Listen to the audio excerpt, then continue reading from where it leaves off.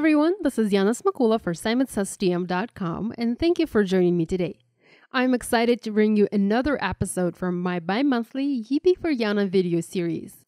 In today's video, I'm showing you how to customize pattern paper with the help of stencils, inks, embossing powder, and glimmer paste. Patterned paper is something I rarely use simply because I love to create unique things, and with pattern paper, it's not easy unless you're using pattern paper from Concord and 9th. Here I have 3 new products from Concord and 9th that are designed to work together and enhance each other. There's a 6x6 pattern paper pad, a large stamp set, and a set of layering stencils. Patterned paper has 6 designs and they are double-sided. There are 4 of each design, so you get plenty to work with and practice on. On the front, you have a pattern that coordinates with the stencil. So if you lay the stencil on top, it matches perfectly. You don't have to look for a particular flower. It has all been thought through. And on the back, you have regular, simple pattern. And same with the other sheets and designs in this pack. They all match and coordinate. These sheets, for example, are almost identical, just the background stripes are different. And you also have one additional pattern on the back of the cover sheet, so nothing goes to waste. Everything can be used for a project. The stencil is a 2-step stencil. You have a solid flower layer and a detail layer. And there's also a stamp set with big and bold sentiments and also one additional large flower that you can complement your pattern paper with. So in this video, I'm going to show you how to turn this sheet of paper into this colorful background. And this is easily achievable and highly customizable and can be made into any color background you like. I'm going to start by adding color to the flowers through the solid layer stencil. I'm taping this in place and going to use an ink blending tool to add my color. I wanted to mention the circle foams I'm using today. The one on the right, purple, is a Spellbinder's Circle Replacement Foam for their Tool-in-One. The one on the left, the yellow, is Ranger Mini Round Ink Blending Foam. They both fit the Ranger Ink Blending Tool, although the Spellbinder's foam is a little bit too big, but it still fits the tool nicely. I personally like to use the one by Spellbinders better because it picks up and holds a lot more ink and lets me transfer the ink onto the paper much easier, and also my hand doesn't get as tired from all the ink blending. I'm going to use Velvet Orchid ink color from Simon to do my ink blending. I am bringing color to my images from the outside in a sweeping motion. This way, I'm able to keep the centers of the flowers a bit lighter and the edges darker. I'm using a very light hand and adding a little bit of ink as I don't want my flowers to be too vibrant. But you can add as much or as little ink as you like. You can also use whatever color you like best. I'm going for purple, teal, and yellow color combo today. Next, I'm going to remove the stencil and will attach the detail stencil onto my paper to add details to my flowers. I'm using a slightly darker ink color, Wisteria, and again going to blend it through the stencil to add details to my flowers. This time I'm adding more ink. I want the centers to be much more saturated with color. I will be covering flower centers with glimmer paste and it will mute a lot of that color. So to make sure at least some shows through, I need to add a lot to my background.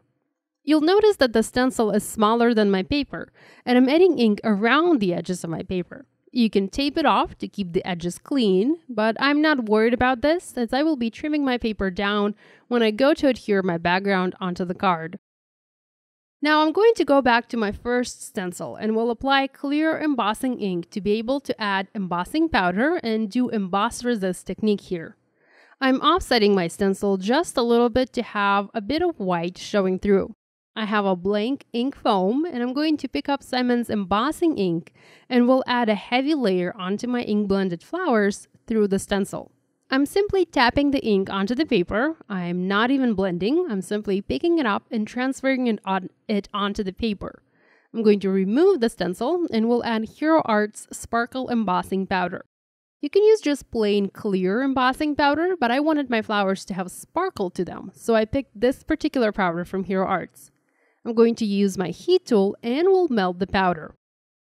This does mute the color of my flowers just a little bit, so if you want to have really vibrant flowers on your background, you'll need to pick a more vibrant ink color or do heavier ink blending in step 1. Now that the embossing powder is melted, it now protects the flowers. In other words, I can add ink onto my paper and my flowers will maintain their color.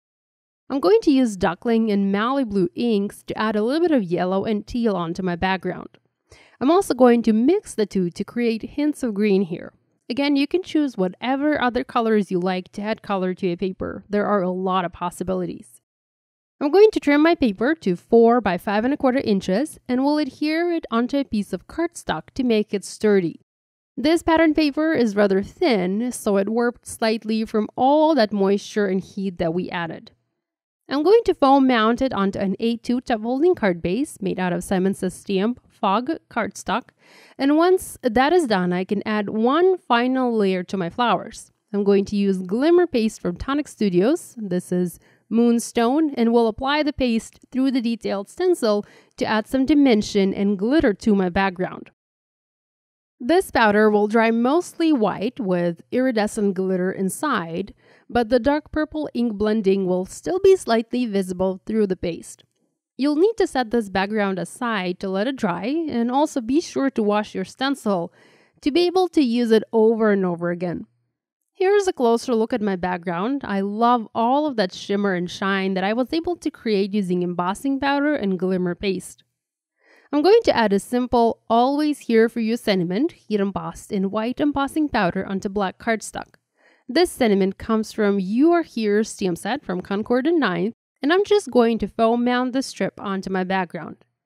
One last thing I'm going to do is I'm going to cover the little gray dots on my pattern paper with Nuvo Crystal Drops in Gloss White.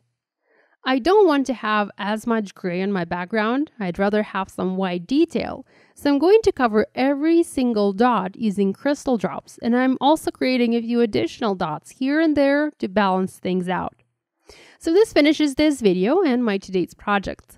While it might seem like I did a lot of things to customize my pattern paper, it really didn't take that long, and I had lots of fun along the way.